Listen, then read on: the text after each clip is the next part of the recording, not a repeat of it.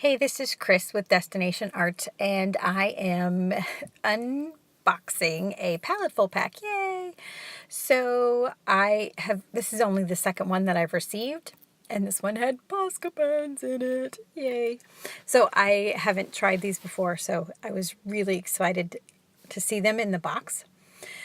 So there was 5 pens, 2 brush pens, and 3 larger pens. And then there's the 3 larger ones, a black, a pink, and a blue. And then the brushes were white and black. I actually didn't even use the black brush one. And then there was some stickers, a little 5x5 canvas, and there's the instructions and the stickers. I wasn't exactly sure what to do with those at first. Some of them I'm still not sure what to do with. I have to get up to speed. I'm old, so I don't understand all this cool stuff. Anyway, so that was a totally cool holographic sticker, and it was like shout out to Simply Nailogical there. And then there was a wood panel. And I decided to paint on the wood panel. The prompts for the second week prompt was space. So I decided to do a galaxy for space, which part of the reason why I did that is because I have shoes with that I've done before that have galaxy on them. So, and I'll show them to you right here. I learned how to do some editing on my phone, so I thought I'd take a picture of my shoes and put it in there. That's just so exciting. I could do it all at one time. Okay, so the Posca pens are paint markers that you can use water with. So I started laying down the galaxies and the gas clouds that I wanted to put on there. By the way, I have a master's in astronomy. How nerdy is that? So anyway, I guess some little astronomy knowledge I can slap on you here. When you see pictures of galaxies and nebulas and stuff, they normally do not have a lot of color until they get processed. So astronomers will take pictures using different filters, and those filters will show you different types of gas because the gas will emit at different wavelengths, and they will then come through the filters at different wavelengths. So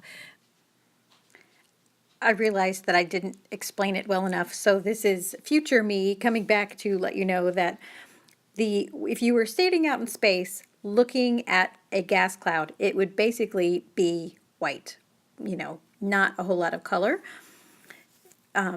So if you were in a spaceship, there wouldn't be a lot of color. It's when the scientists take pictures and run them through filters, then they process it and have that one filter at that one wavelength is represented as a color, and then another one is represented as a different color, and another one a different color, and they add them all together, and that's how you get those really pretty galaxy pictures. So if the way I've represented it there, the blue would be one sort of gas and the red would be another kind of gas. So anyway, that's kind of how that works. So the way I did this, I did some layering. So I put in a little bit of blue, and I used the water to sort of spread it out a little bit more, and then I did some pink over top of it, and then I started with the blackness of space. And so that took a while.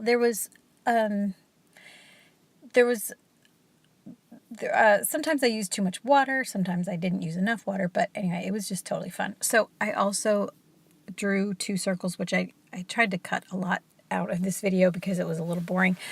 So I took my water cup actually and just drew 2 circles in there, and used the pink, blue, and white in order to make it look like a gas giant planet. So we're on a rocky planet, and then there's gas giant planets. So yeah, I didn't put I thought about putting like a comet, but I didn't do that. So so basically just nebulas, and I didn't even put a galaxy. Duh, that would have been smart too, but I didn't do it. I just did nebulas and 2 planets. So, and I used some of the hollow sticker at the back to put rings around one of the planets, and that was a little challenging because I cut it out backwards the first time. That was really annoying. So anyway, I was rushing because I had to go to a thing for my son tonight. So anyway, all right, so I basically followed the same technique through the rest of it, just laying in some black and then building some blue and some pink over top of that, using a little bit of water to smooth it out so it would be interesting. Then I used the white brush pen, that was a little challenging, and put little dots for stars. I did go over it a couple of times because the first time I did it, the wood panel was still kind of wet, so I went through and did that again. And once I got some stars in, then I started working on the rings. Oh, actually, I did do the sides too. I didn't show you all that because it was boring. And then I tried to put the rings on for the planet. And I had to reposition it, I think. It was ridiculous, but yeah. I could have done a better job with that. I should have done a better job with that. But that's okay. This is just for fun, right? Still messing with it.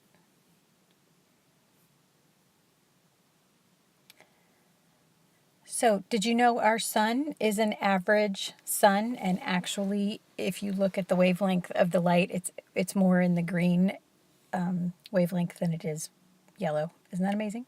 So anyway, bunch of nerd facts there. Okay, here I am adding a few more stars and brightening up the stars that I put in there before. Anyway, I hope you enjoyed this little fun exercise. I'm not sure what I'm going to do with this painting, but it was fun. I had a really good time. Anyway, and I really love the Paletteful Packs, and I'm so happy that I have subscription, which if I ever get an affiliate link, I'll put it in the description. Oh, like and subscribe. Yeah, thanks. Okay, have a fabulous day.